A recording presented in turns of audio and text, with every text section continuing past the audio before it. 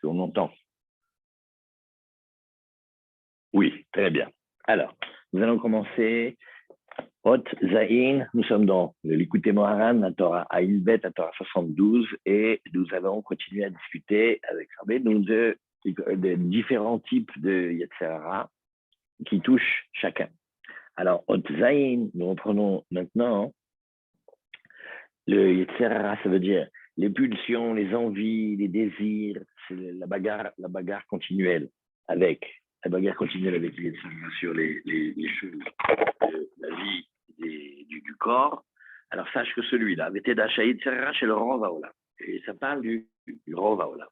Chez où Achirat Adamim, on a vu que c'était le sang qui se trouble, vu que le sang soit clair et limpide et posé, ils sont tout perturbés.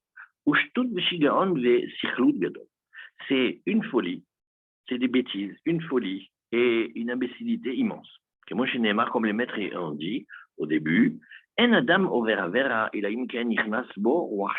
peut pas faire une transgression, on ne peut pas désobéir à Hachem, si ce n'est qu'il y a à l'intérieur de lui, à l'intérieur de l'homme, un vent de folie. Et bien, c'est vrai, c'est comme ça. Ish qui tiste, ishto, ou malabou mahal, qui tiste,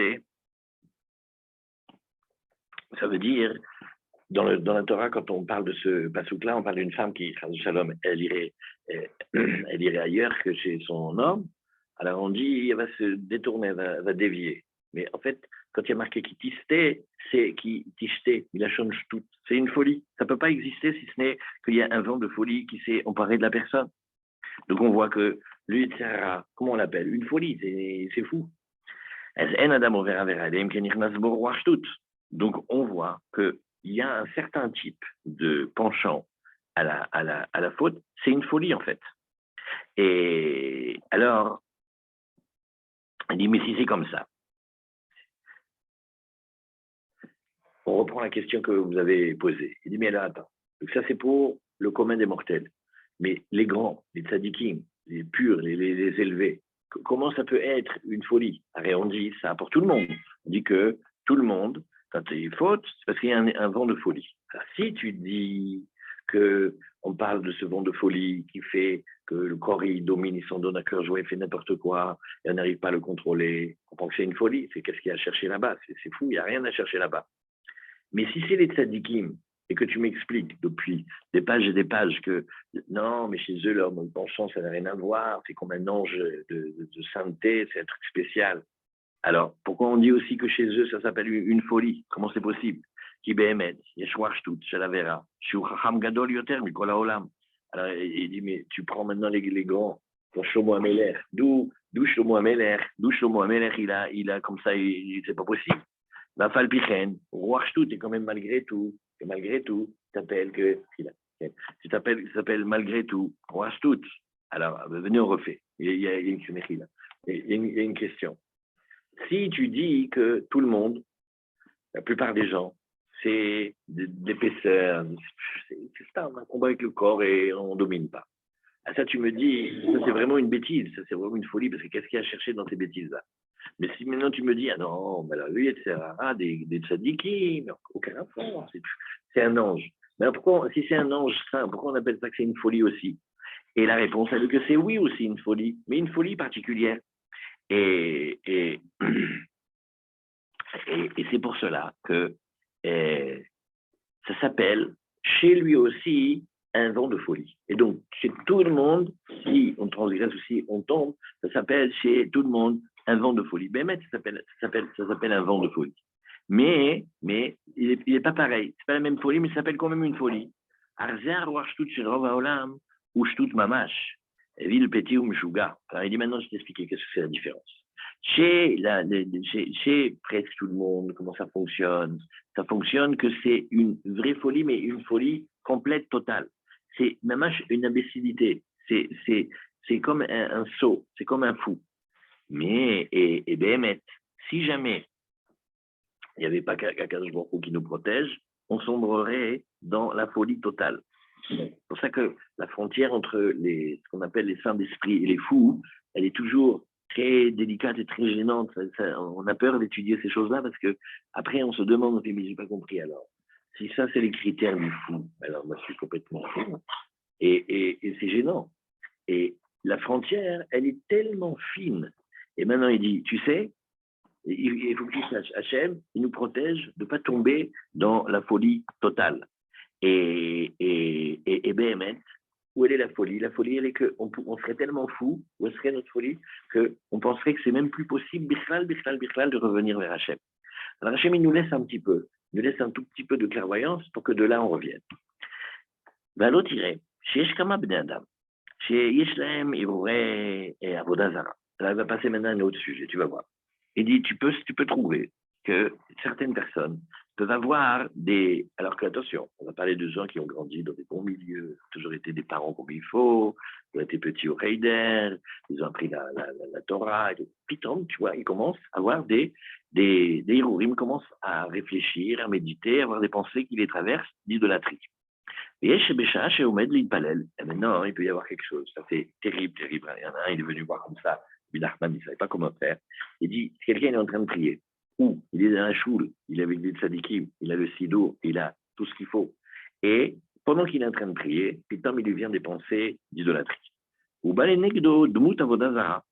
Et maintenant, qu'est-ce que c'est la version, je dis la version pas censurée. Il s'appelle Wittgenstein, il a toujours été dans la Torah, il ne sait même pas qu'est-ce que c'est le monde du dehors. Et tu vois pas que quand il commence à prier, devant lui, il voit une croix. Non, son sechel, sa tête, fait n'importe quoi. Quelle bêtise. Afal pichen, midgaber alav meod. Tu crois que la pensée, une fois qu'il a dit, non mais c'est n'importe quoi, mais elle revient. Et au Metsayer, au Med, le Fanav, l'Admout. C'est comme si son cerveau, il produisait en permanence cette image-là de la croix. Le caché l'homéode, la virzot, mi dimiono, marchavato.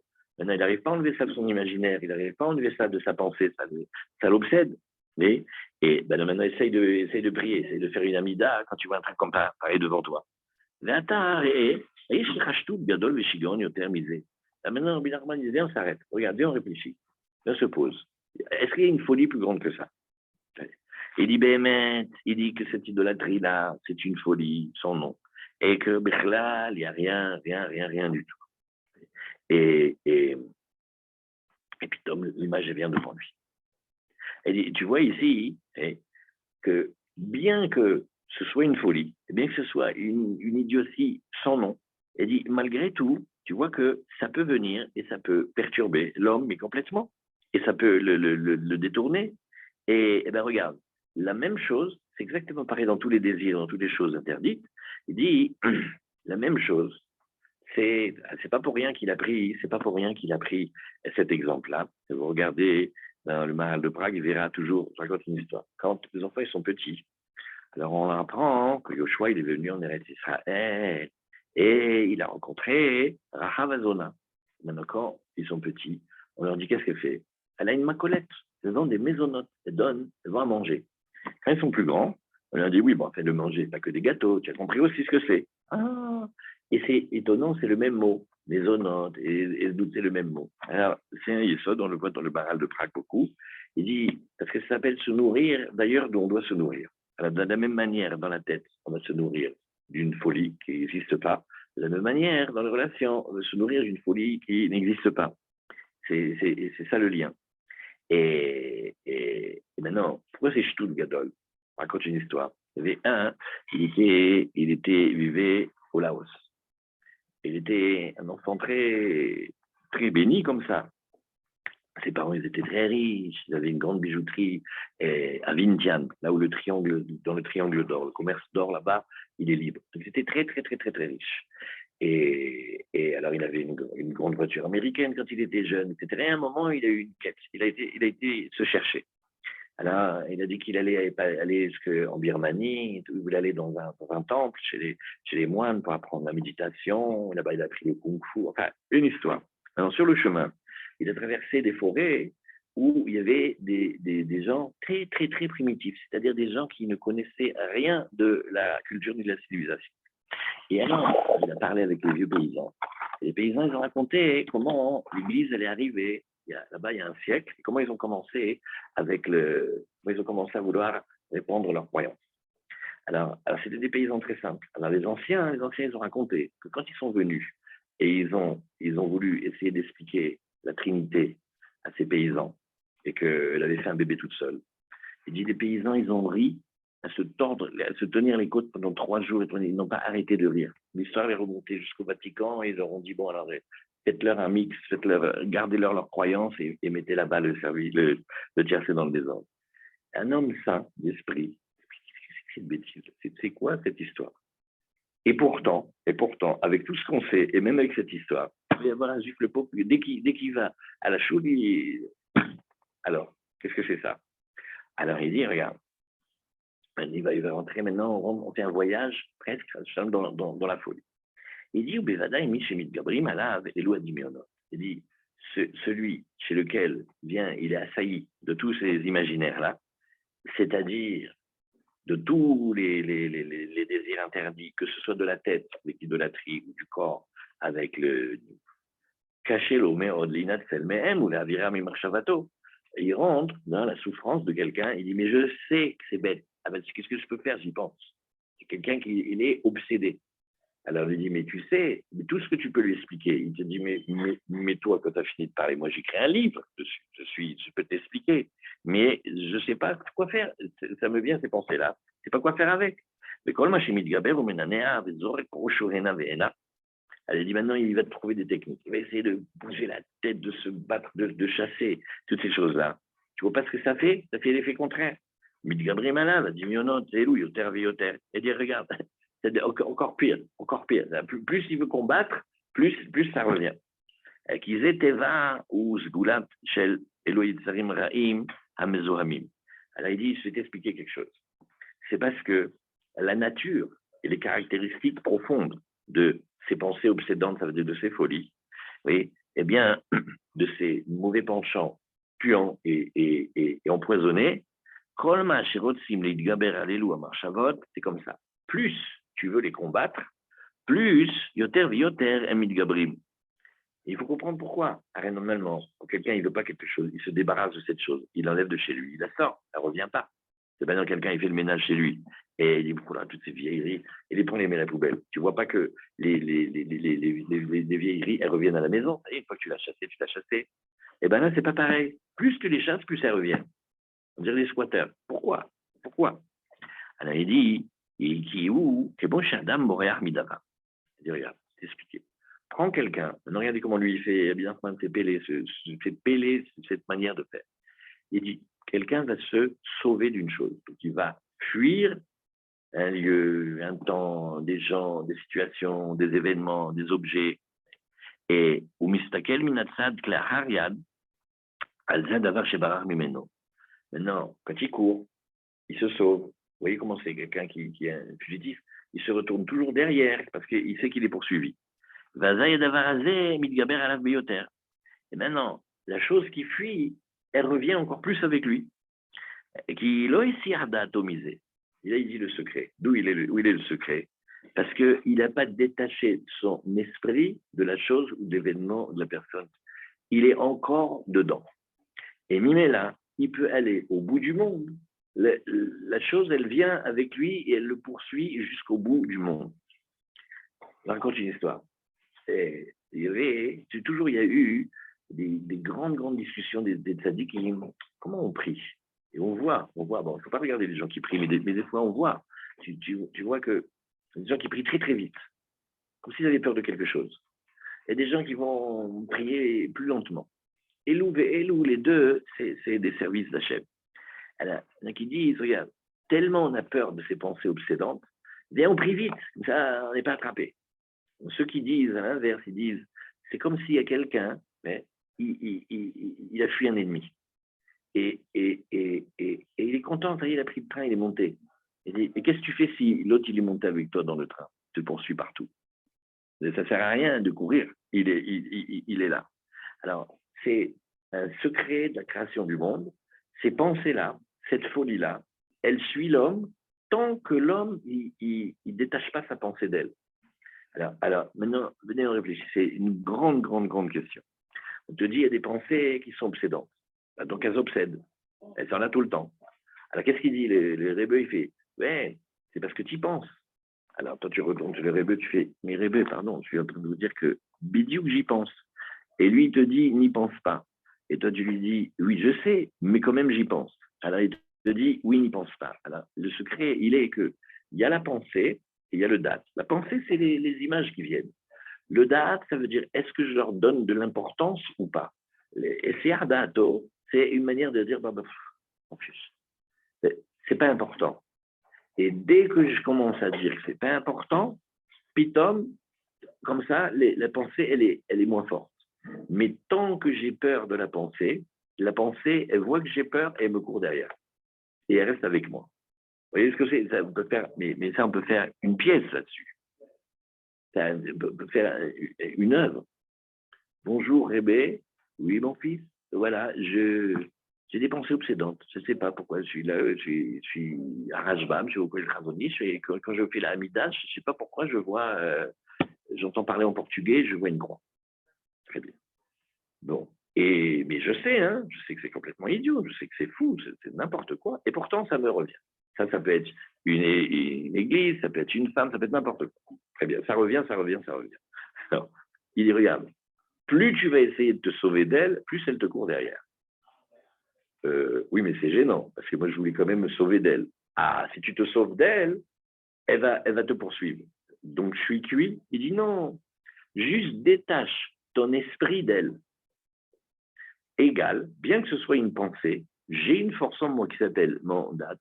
Je peux m'y concentrer ou pas m'y concentrer, je peux la laisser avoir de l'influence ou pas d'influence. Ça veut dire que c'est pas qu'elle n'est pas là. Elle est là, mais qu'est-ce que ça peut me faire? Comme des fois quelqu'un est dans la rue. Je dis, mais tu sais, dans la rue, il y a ça.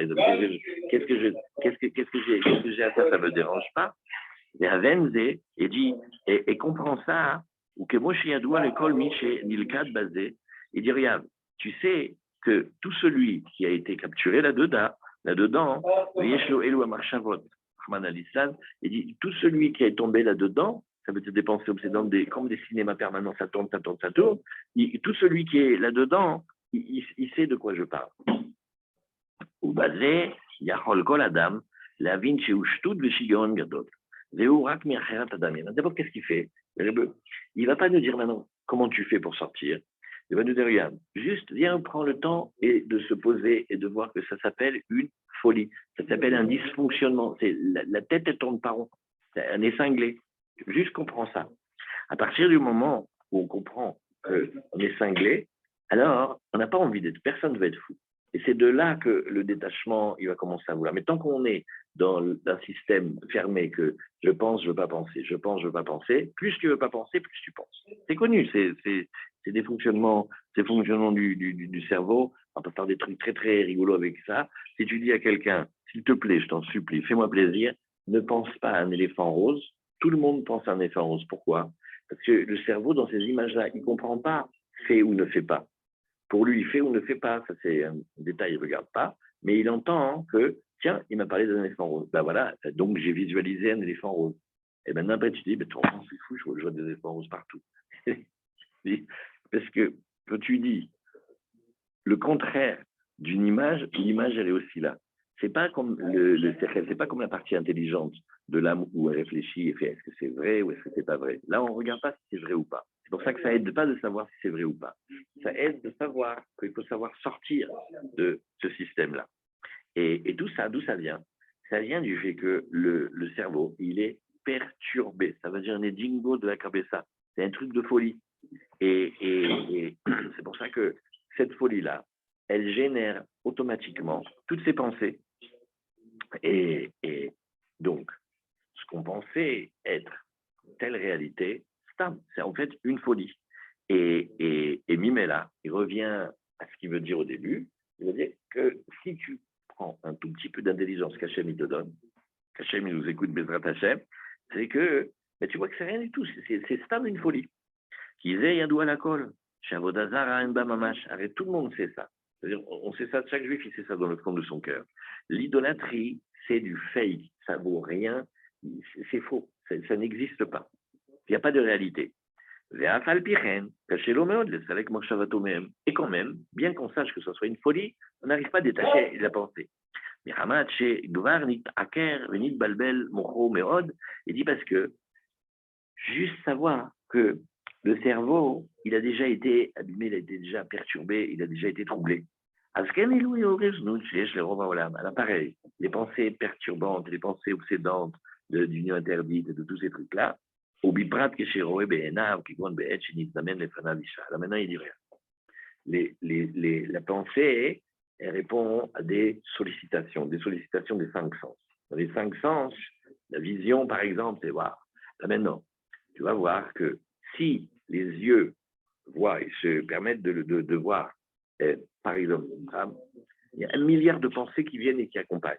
Ça veut dire que quand il y a eu la sollicitation des cinq sens, les cinq sens, ils transmettent au cerveau. Le corps Hamédamé, il va relier ça à toutes les images qu'il a déjà vues ou entendues, et il travaille. Les nôtres, c'est Eloué mais maintenant lui, son fort intérieur, il dit, mais je veux pas ces pensées-là, moi, qu'est-ce que je veux ça?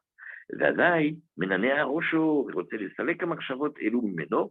et il veut, à ce moment-là, faire des mouvements avec son corps, bouger, enlever. Et tu vois qu'au contraire, plus il essaie de faire ça, plus elle se renforce sur lui, comme on a vu ici précédemment. Ou bien mettre, comment on en sort. Et celui qui a du DA, c'est-à-dire, il a du date. On prend une minute. Le date, dans les mots il y a Chokhmah, Bina, date. Qu'est-ce que c'est le date? Le date, c'est quand on est capable de penser une chose et son contraire. Parce qu'on va réunir de la Chokhmah et de la Bina. Qu'est-ce qu'on ne fonctionne pas pareil. Et on va leur donner une place. Et quand on leur donne une place, les deux, ils peuvent exister. Et parce que les deux, ils peuvent exister, ils créent quelque chose qui s'appelle une nouveauté. Comme un papa et une maman, il faut un bébé. Mais non, le papa, c'est le papa. La maman, c'est le maman. Tout le monde sait, ils ne sont pas pareils. Mais quand ils s'unissent et quand ils laissent une place chacun à l'autre, ça crée quelque chose de nouveau. Ça s'appelle le date. Eh bien, le date, du moment qu'Hachem, on garde ce qu'il nous a donné, parce qu'on en a déjà au départ quand on regarde un tout petit peu. Là, qu'est-ce qu'il y a? On gagne une clairvoyance, mais c'est du n'importe quoi, on ne peut pas me griller pour ça. Et même pas, c'est considéré comme quoi que ce soit d'important. Oui. Et par exemple, il est en situation où il y a une belle femme qui passe. Eh bien, Baruch Hashem, elle est belle, très bien. Qu'est-ce que ça me fait? De la même manière, quand on voit, il y a un exemple qui est fort. Et on peut connaître, si Hachem nous donne ce cadeau-là, on connaît des gens qui ont un rapport vrai avec l'argent. Ça leur fait rien, l'argent. Alors raconte, tu sais, tu as vu celui-là, comment il est riche. Eh bien, Mazal Tov, Zema Sechelo, Zema Secheli. Pourquoi tu me racontes ça? Qu'est-ce que ça peut me faire? Lui, il est heureux. Ce qu'il a à lui, il aime. Ses objets, il les aime. Tout ce qu'il a à lui, il aime. Même pas, il comprend comment on peut parler de l'argent des autres. Vous voyez ça, Fabrice? Eh bien, pareil. Il a sa place. Il sait où il est. Mais ce qu'Hachem lui a donné, il est content. Mais content dans le sens, il est plein, il est content. Pourquoi tu me racontes ces trucs-là? Alors, ça vient du date. Parce qu'il sait faire une chose qui s'appelle une chose et son contraire. Alors, on sait toujours, il dit, Tabir Raham, c'est quelqu'un qui est capable de penser une chose et son contraire. Maintenant, il les pense quasi en même temps, et il voit que là, il y a une place et il y a une place. Maintenant, quand il voit que les deux, ils ont une place, il sait qu'on crée quelque chose à partir de ces deux intelligences-là, et ça crée une nouveauté. Du moment qu'on a un tout petit peu de ça, tout homme, toutes ces pensées-là, elles font, oui alors. Donc, il a une pensée, et en même temps, il est capable de ne pas avoir la pensée. Ça, c'est un coup de Jack, mais extraordinaire. Maintenant, il peut rester dans un état de sérénité et d'immobilité intérieure, parfait, comme très très trop dans le ciel ou très très profond dans la même chose, il n'y a pas de tempête, et il n'a plus besoin de faire des gestes, parce que ces gestes-là, c'est ça qui attire. Plus il va remettre la tête de partout pour ne pas penser, alors plus ça va lui revenir. Ou que moi, chez Selrov Adam, ou Shtout le Shigaon, et Vodazara, Ken et Slo, Shtout le. Alors, qu'est-ce qu'il fait? Il essaie de travailler quelque chose sur lequel il y a un très grand iouche, c'est que dès qu'on parle avec le monde entier, avec nous-mêmes aussi, ouais, non, mais le truc des femmes, on ne pourra jamais s'en sortir. Alors, il dit, regarde. Et si on te disait, on parle de quelqu'un qui est encore gardé, okay, ça te dirait, toi, de voir leur dame pendant la tfila? Ben non, pourquoi tu penses comme ça? Il dit, mais si, regarde, non, je ne vois pas pourquoi j'ai pensé à ça. Je suis au Beth Knesset, je suis avec des Juifs, je suis en Israël, pourquoi tu veux que je pense ça? Alors, il y a une folie là-dedans. Elle a dit, la même folie, ça ne te parle? T'as envie d'être fou comme ça? J'ai dit, même pas.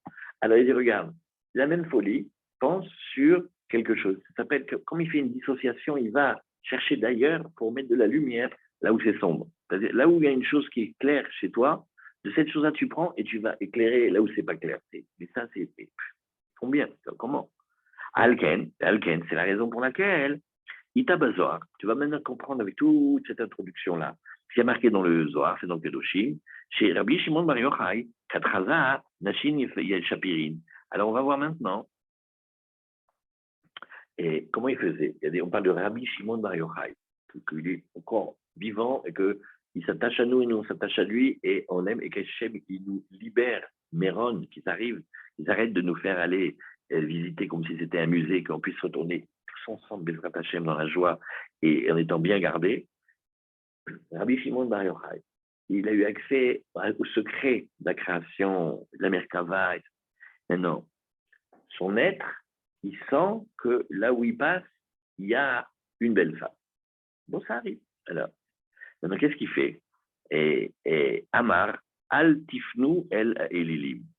Il disait lui-même, il y a des gens autour de lui, il dit un pasouk. Ouais. Et il dit un pasouk. Et qu'est-ce qu'il dit? Il dit Al Tifnu El Elilim. Il dit, n'allez pas vous retourner,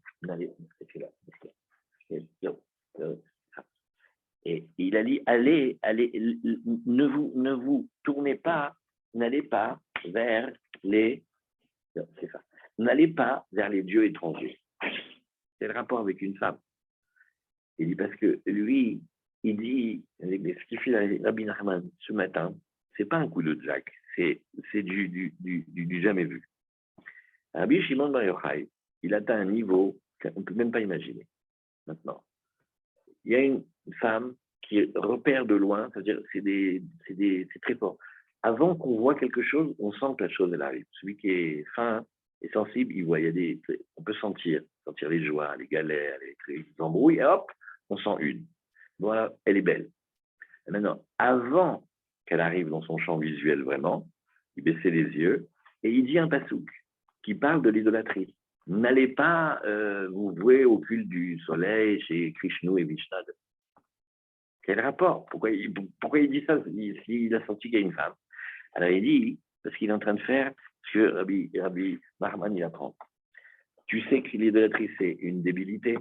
Ben oui, n'importe quoi.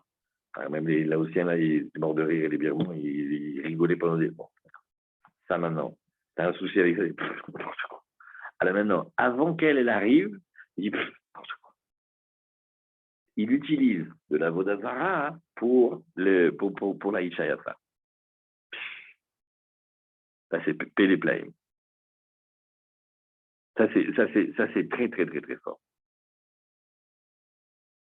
Qui Mbechinat Elilim.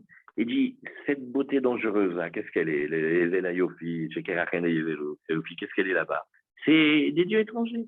Ou que moi, chez Vodazara, Hemshtut, Niglé, les Kolaolam. Et de la même manière que quelqu'un, il a une sensibilité qui fait que, n'importe, mais combien on peut être bête quand même?